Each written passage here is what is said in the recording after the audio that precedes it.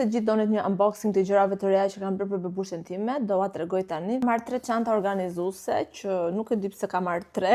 Ka marrë këtë që është shumë e lezetshme. Edhe këtë, për shembull këto i ka marrë 2 herë. Kush do një pako, le të më thotë. Thënë një nga këto qeset me zip, organizuese, ishte çanta.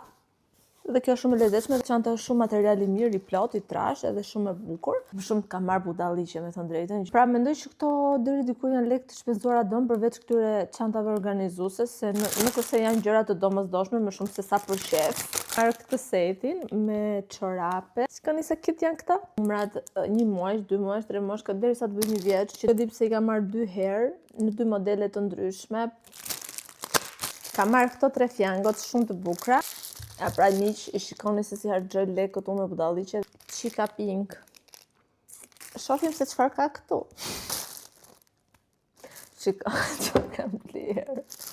Kjo gjoja ishte kështu për të mbyllur veshët dhe për ta vënë te koka që mos bjerë ujë në fytyrë, po as nuk e di se a do funksionoj, a do e pranoj goca këtë, a është për moshë më të madhe.